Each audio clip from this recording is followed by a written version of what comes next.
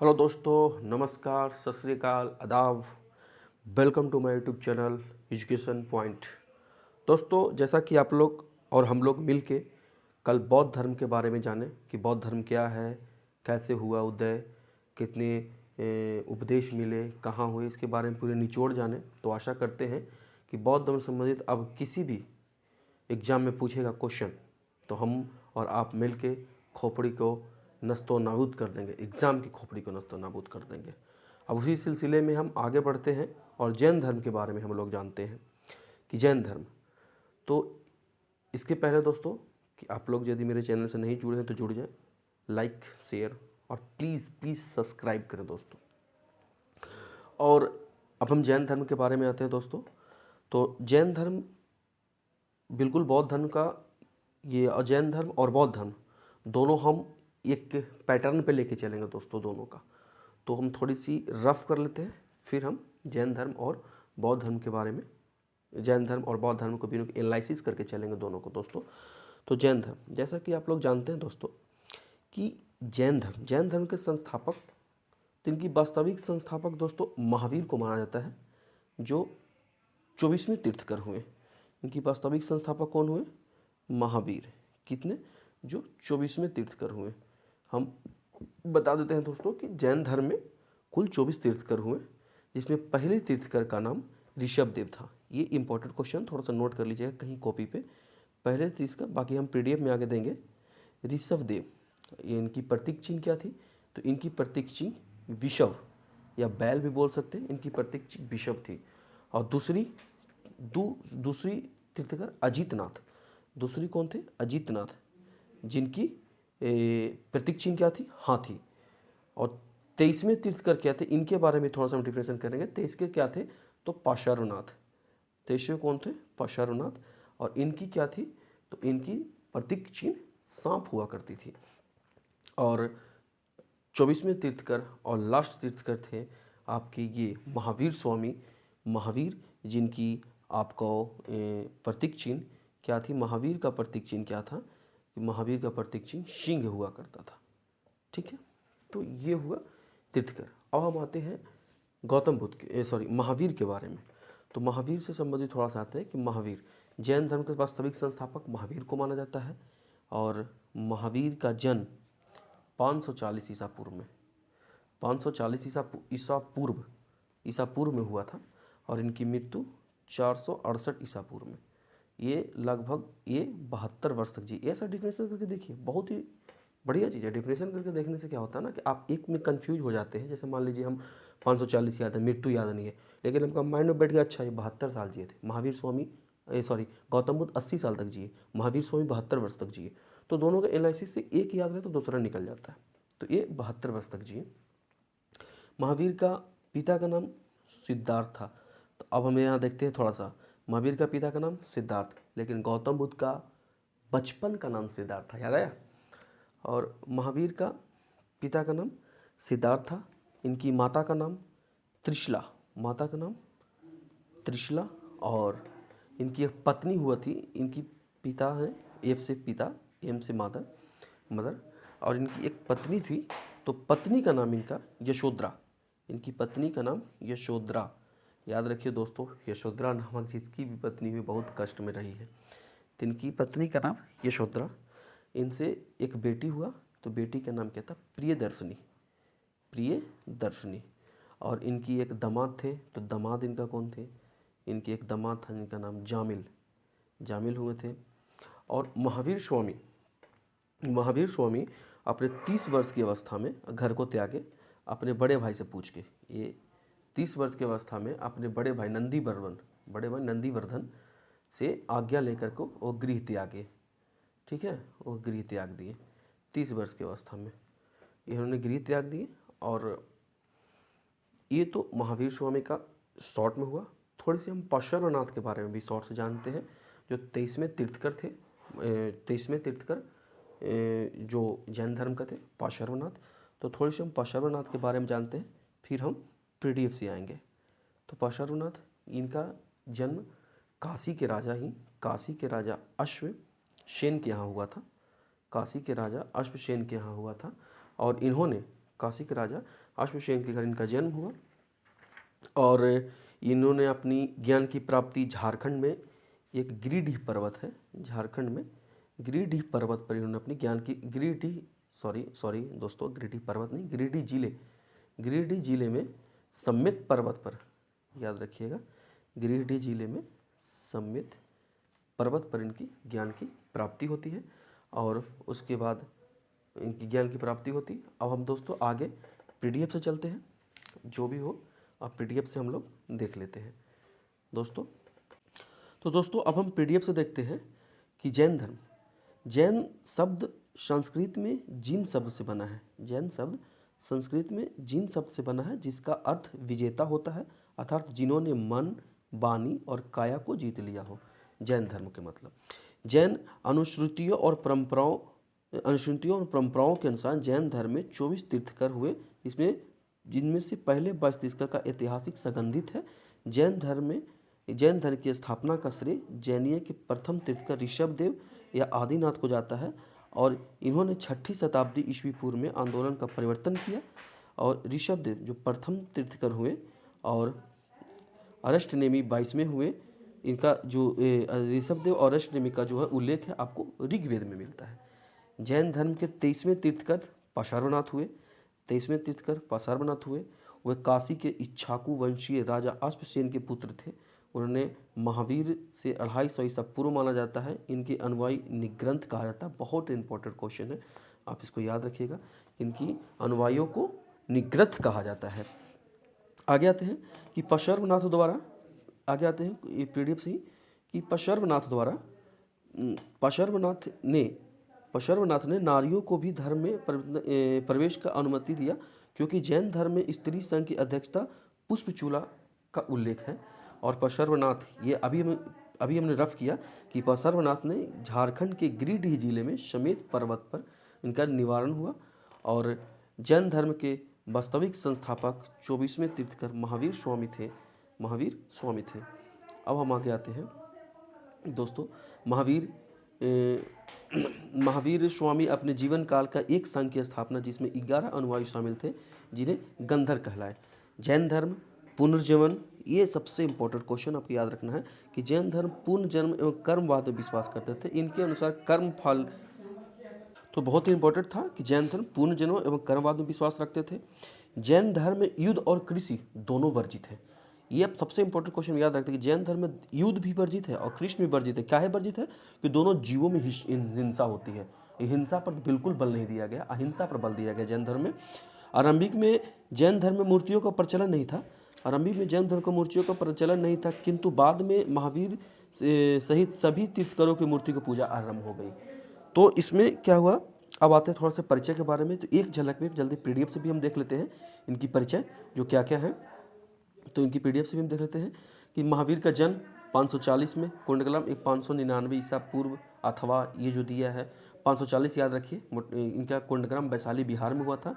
इनका पिता का नाम सिद्धार्थ जो ज्ञातिव कुल के प्रधान थे, माता त्रिशला जो लिच्छवी शासक चेटक की बहन थी।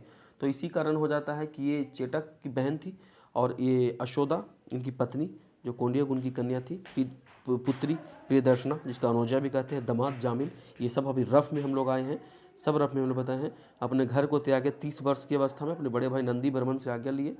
इनका एक शिष्य हुआ मोखली पुत्र कुशाल जो आजीवक संप्रदाय के संस्थापक हुए। मोखली पुत्र कुशाल जो आजीवन संप्रदाय के साथ, इसके बारे में हम आगे चर्चा करेंगे। अभी बहुत सा टॉपिक बाकी है, उस टॉपिक में चर्चा हो जाएगा।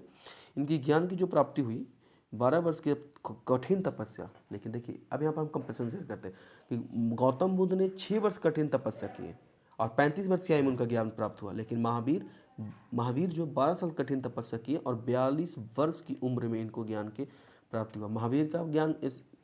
गौतम बुद्ध का ज्ञान का प्राप्ति पीपल वृक्ष के नीचे हुआ, लेकिन महावीर स्वामी का ज्ञान की प्राप्ति साल के वृक्ष के नीचे हुआ। गौतम बुद्ध का ज्ञान की प्राप्ति ये आपका निरंजना नदी के किनारे हुआ, लेकिन इनका ऋजुपालिका नदी के तट पर साल वृक्ष के निकट में इनके ज्ञान की प्राप्ति हुआ। और इनकी मृत्यु 468 ईसा पूर्व में इनकी मृत्यु होती है। पावापुरी जो वर्तमान रांची के समीप में है, यह मल्ल राजा सुस्तपाल के यहाँ इनकी क्या होती है, मृत्यु होती है। जैन धर्मों में धर्म की शिक्षाओं में पंच महाव्रत हुई, जिसमें अहिंसा में जीवों को हिंसा ना करना, सत्य सदा सत्य बोलना, अपरिग्रह संपत्ति इकट्ठा ना रखना, अस्तेय चोरी ना करना, और ब्रह्मचर्य, जिसमें से ये जो चार इसकी पार्श्वनाथ जो 23वें तीर्थकर हुए उन्होंने इनको जोड़ा, पार्श्वनाथ ने जोड़ा। लेकिन ये जो ब्रह्मचर्य हुआ इन्होंने महावीर स्वामी इसमें आके जोड़े, इनमें महावीर जोड़े। तो इसमें चार पहले अहिंसा, सत्य, अपरिग्रह, अस्तेय, ये जो पार्श्वनाथ ने जोड़े हैं। लेकिन पचमा जो है ब्रह्मचर्य, इन्होंने महावीर स्वामी आकर इसमें जोड़े हैं। अब आता है जैन साहित्य में। तो अब तक उपलब्ध जैन साहित्य हमेशा प्राकृतिक और सांस्कृतिक भाषा में, प्राकृतिक एवं संस्कृत भाषा में, सॉरी दोस्त, प्राकृतिक और संस्कृत भाषा में मिलते हैं। और इसका और जैन प्रारंभिक जैन साहित्य अर्धमगधी भाषा में लिखे जाते थे। तो देखिए बौद्ध जो संगति था वो आपको पाली भाषा में मिलता था, अधिकांश पाली भाषा में। लेकिन जैन साहित्य जो था पहले अर्धमगधी में लिखा जाता था, लेकिन अब प्राकृतिक एवं संस्कृत भाषा में लिखने जाने लगे हैं। जैन साहित्य को आगम कहा जाता है, जैन साहित्य में आगम कहा जाता है। इसमें 12 अंग, 12 उपांग, 10 प्रकीर्ण, 6 छेद सूत्र, 4 मूलकंद, 1 नंदी सूत्र और 1 अनुयोग द्वार है। इसके बाद इसमें 2 संप्रदाय में जैन धर्म भी, जैसे बौद्ध धर्म भी था जो 2 में बट गए थे, हीनयान और महायान। लेकिन हालांकि वो बात अलग है कि 7वीं से 8वीं शताब्दी आते हुए एक और शाखा उत्पन्न हो गया, ब्रजयान शाखा। लेकिन इसमें भी 2 भागों में बट गए, इसमें भी 2 भागों में, श्वेतांबर और पीतांबर 2 भागों में बट गए थे। लेकिन जिसमें श्वेतांबर इनकी आगम की जो रचना की थी श्वेतांबर द्वारा किया गया था, और श्वेतांबर द्वारा किया। तो जैसा कि यहाँ पे देखा दोस्तों कि श्वेतांबर ने ही आगम की रचना की। तो दोस्तों एक बात इसमें हम ऐड कर देते हैं, जैसे हम बौद्ध धर्म में हम लोग पढ़े कि त्रिरत्न का, बुद्ध धम्म और संघ का हुआ था, उसी तरह जैन धर्म भी त्रिरत्न का ज्ञान है। लेकिन इसमें त्रिरत्न क्या है कि सम्यक दर्शन, सम्यक ज्ञान, सम्यक आचरण। ये कहीं भी आप नोट बना के लिख लीजिएंगे कि सम्यक दर्शन, जैसे सम्यक दर्शन, सम्यक ज्ञान और सम्यक आचरण। तो ये बौद्ध जैन धर्म में है। और बौद्ध धर्म में क्या था, बुद्ध धम्म और संघ। बौद्ध धर्म में था आपका बुद्ध धर्म और संघ, बौद्ध धर्म में था बुद्ध धम्म और संघ। लेकिन इसमें है सम्यक दर्शन, सम्यक ज्ञान, सम्यक वाक। तो इसमें भी त्रिरत्न है। अब हम आते हैं दोस्तों यहाँ पे PDF पे अपना, कि आपका जो यहाँ पर संगतियाँ देखते हैं थोड़ा सा, कि बौद्ध धर्म का जो है आपका साहित्य देखते हैं, साहित्य हम लोग देख लिए, बौद्ध धर्म की संगतियाँ देखते हैं। तो बौद्ध धर्म में संगतियाँ में जैन धर्म का सर्वाधिक प्रचार हुआ। महावीर के शासक काल में बिंबिसार, चंडोप्रदोत, अजातशत्रु, उदायन, दहीवादक एवं चेटक थे, जो सभी जैन धर्म के अनुयायी थे। ये थोड़ा सा याद रख लीजिएगा। जैन धर्म के प्रमुख शासक चंद्रगुप्त मौर्य, जिन्होंने जैन धर्म का अनुयायी था, और आचार्य सुहासित शिक्षा ली, आचार्य सुहासित शिक्षा ली। और चंद्रगुप्त मौर्य के समय पाटलिपुत्र में प्रथम जैन संगति हुआ। इसके बारे में तुम चर्चा करेंगे, प्रथम जैन संगति और द्वितीय जैन संगति, इसकी अध्यक्षता कौन किए थे। लेकिन ये थोड़ा सा याद रखिएगा। इनकी एक और थे खारवेल का नरेश, खारवेल का नरेश भी वो जैन धर्म का ही अनुयायी थे, खारवेल का नरेश। इसके बारे में भी हम आगे इनकी डीपली से चर्चा करेंगे, लेकिन थोड़ा सा इसमें देख लीजिए। इनके बारे में फिर एक और आते हैं कि पूर्व मध्यकाल में राष्ट्रकूट के गंग, गुजरात के चालुक एवं चंदेल शासक में जैन धर्म का श्रेय दिया। राष्ट्रकूट के शासक अमोघ वर्ष ने जैन धर्म के अनुयायी था, इसने रत्नामलिक नामक ग्रंथ का रचना किया। गंग वंश के राजा, ये तो थोड़ा सा इंपॉर्टेंट क्वेश्चन है, आप नोट करिएगा कि गंग वंश के राजा राजमहल चतुर्थ का मंत्री सेनापति चामुंड राय ने 1974 में बाहुबली जीन मूर्ति गोमतीश्वर का निर्माण श्रवणबेलगोला में कर्नाटक में करा, जो प्रत्येक 12 वर्ष पर यहाँ महामस्तक का अभिषेक किया जाता है। तो श्रवणबेलगोला में इसका अभिषेक हुआ है, बाहुबली के जीन मूर्ति का मंदिर, वो सबसे इम्पोर्टेंट चीज़ है, अब इसको नोट कर लीजिएगा कहीं पे। अब हम आते हैं यहाँ पे जैन संगतिया के बारे में।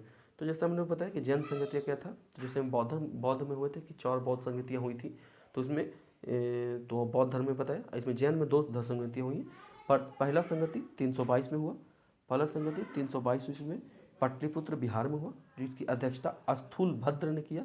इनमें क्या हुआ, 12 अंगों का संकलन किया गया। जैन धर्म 2 भागों में श्वेतांबर और दिगंबर में बट गया, इसके बारे में चर्चा करेंगे थोड़ी सी। और दूसरे बल्वी जो 1513 ईस्वी में हुआ है, बल्लवी गुजरात में हुआ। यह देवाधि क्षमा श्रवण में किया। इनके अनुसार कुल 11 अंगों का लिपिबद्ध हुआ है, 11 अंगों का लिपिबद्ध किया है।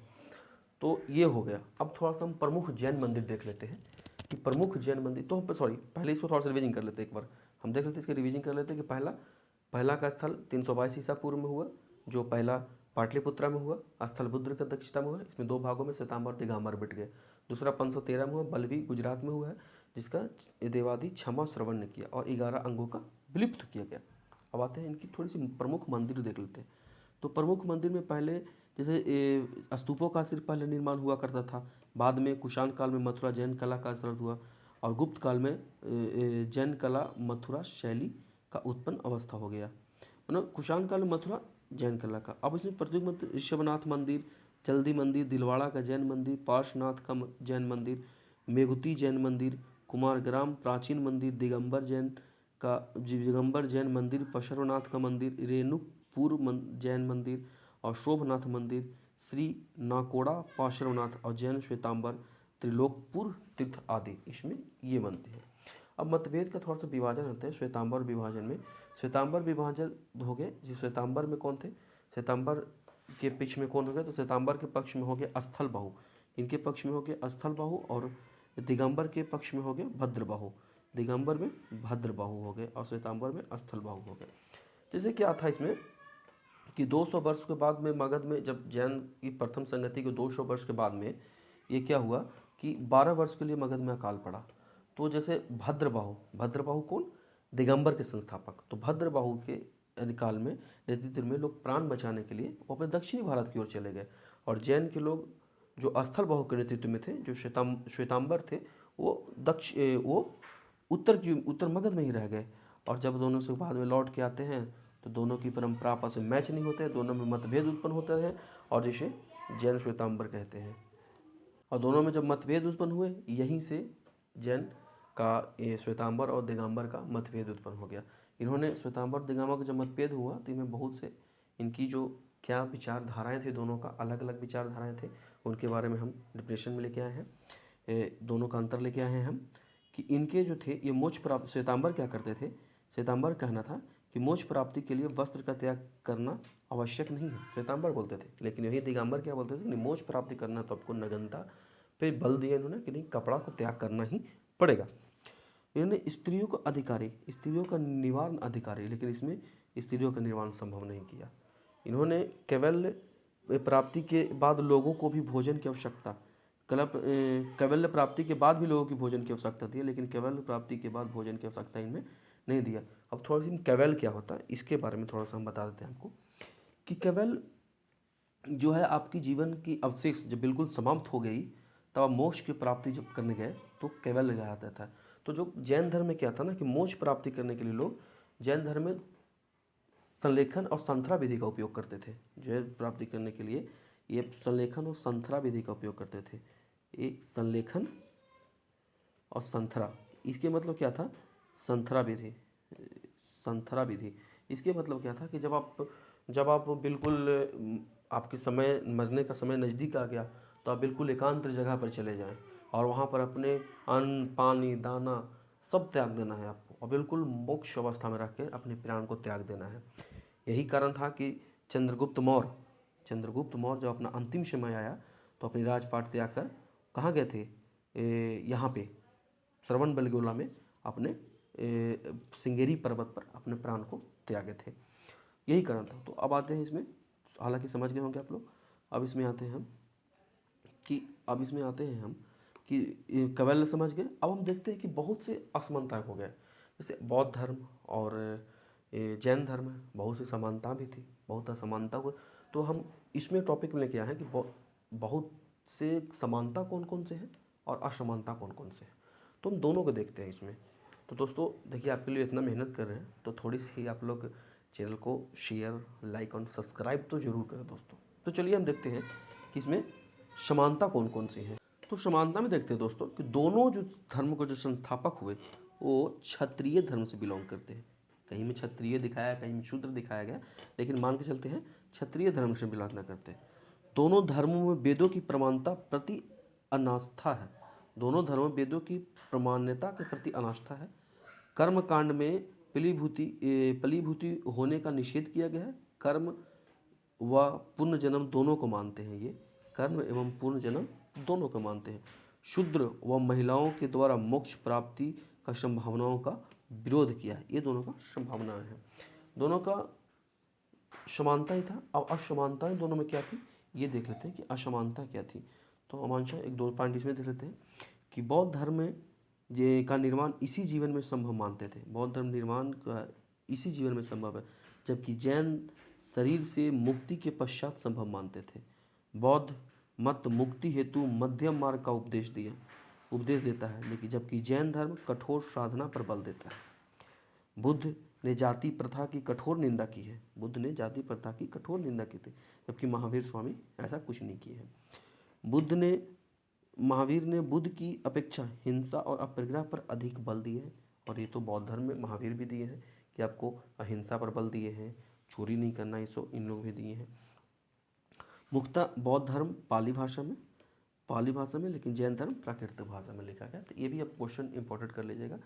ज़्यादातर क्वेश्चन आता है कि जैन धर्म किस भाषा में उपदेश है, तो पाली भाषा में और प्राकृत भाषा में, और बौद्ध धर्म पाली भाषा में है। तो अब आते हैं इनके तीर्थकर का नाम। तो जैसे तीर्थकर का नाम कुछ हम लोग याद किए थे, कुछ तीर्थकर का नाम आपके लिए पीडीएफ में कहीं से व्यवस्था करके लाए हैं, तो हम पीडीएफ से लाते हैं। तीर्थकर में ऋषभदेव जिनकी सांड है, ऋषभदेव की प्रतीक चिन्ह जो पहले तीर्थकर हुए, ऋषभदेव इनकी प्रतीक चिन्ह सांड हुए। दूसरी अजीतनाथ जिनकी प्रतीक चिन्ह आपकी हाथी हुई। तीसरी शंभवनाथ जिसकी प्रतीक चिन्ह घोड़ा हुई। तो तीन ऊपर की होगी, पहला ऋषभनाथ, अजीतनाथ और शंभवनाथ। ऋषभनाथ सांड, अजीतनाथ हाथी और शंभवनाथ घोड़ा। 22वें अरेष्टनेमी हुई। अरेष्टनेमी इनकी शंख हो गई, अरेष्टनेमी की शंख 22वें हो गए अरेष्टनेमी जिनकी क्या हो गए शंख, और 23वें पार्श्वनाथ जिनकी सांप, और चौथे महावीर स्वामी जिनकी सिंह। ये हुआ आपका महावीर स्वामी का प्रतीक चिन्ह। अब दोस्तों आशा करते हैं दोस्तों यहाँ पर आपको लगभग पूरी जैन धर्म की जो आपका विशेषताएं और ज्ञान है, और एग्ज़ाम से संबंधित आने वाली सभी क्वेश्चनों को बढ़िया से हम लोग देखे हैं। अब इतना देखने के बाद दोस्तों हम आशा करते हैं, नहीं बल्कि पूरी उम्मीद आपसे रखते हैं कि कहीं से भी इस जैन धर्म संबंधित क्वेश्चन किसी भी एग्जाम में आने का, तो आप लोग उस क्वेश्चन की खोपड़ी में छेद कर देंगे, बिल्कुल नस्ते नाबूद कर देंगे दोस्तों। तो दोस्तों वो आपके लिए इतना मेहनत किए, तो दोस्तों अब आपका कुछ होता है दोस्तों, फ़र्ज़ बनता है थोड़ी सी मेरे भी सपोर्ट करें, चैनल को लाइक शेयर एंड सब्सक्राइब तो ज़रूर करें दोस्तों, अपना परिवार बढ़ाएं ताकि और आनंद से इसमें मज़ा करके पढ़ें दोस्तों हम लोग दोनों मिलके। और बताइएगा आपका प्रतिक्रिया का हमें इंतज़ार रहता है हमेशा की तरह कि कैसा आपकी प्रतिक्रिया, क्या है प्रतिक्रिया, कैसी लगी वीडियो, और इस वीडियोस में आपकी हमारी में क्या कमी है ये भी प्रतिक्रिया में लिखिए दोस्तों, ताकि आपकी प्रतिक्रिया देख के हम अपनी कमी को सुधार करेंगे, इम्प्रूव करेंगे, और आपके आगे की ओर हम वीडियो उससे सुधार करके आपको हम वीडियो देंगे दोस्तों। तो दोस्तों और आशा उम्मीद तो पूरी हमें, और उम्मीद पे तो पूरी दुनिया कायम है, तो महाराज हम भी उम्मीद पे ही कायम है सब। तो अब हमें आज्ञा दीजिए दोस्तों, जैन धर्म संबंधित अब जो भी आपके मन में डाउट है, क्वेश्चन है, कृपया हमें कमेंट बॉक्स में बताएं, हम आपकी जवाब देंगे। और थैंक यू दोस्तों, सत श्री अकाल दोस्तों, और आपका दिन शुभ हो, और इसी तरह खूब मज़े से पढ़ें दोस्तों, और इस बार बीपीएससी और अदर एग्ज़ाम में एक सीट पक्का करके जाएं दोस्तों। जय हिंद, जय हिंद, जय हिंद दोस्तों, और अपना प्रतिक्रिया ज़रूर दीजिएगा दोस्तों, हमेशा इंतज़ार रहेगा दोस्तों। जय हिंद।